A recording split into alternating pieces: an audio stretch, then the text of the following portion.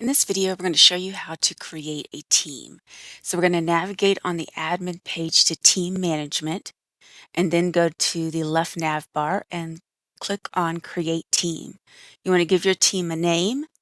And if there's more than one admin at your organization, you may want to put a description in like who requested it, the date they requested it, what is it for, and then click save. Now the team is going to be created, but there won't be any users in it yet because that's the next step we're going to do. So you go down and click Select under the User panel, and in the pop-up window, filter by active users, and then you can put a department in. And then click Search.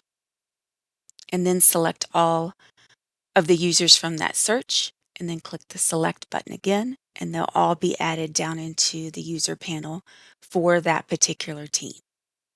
And that's how easy it is to create a team in Sugar.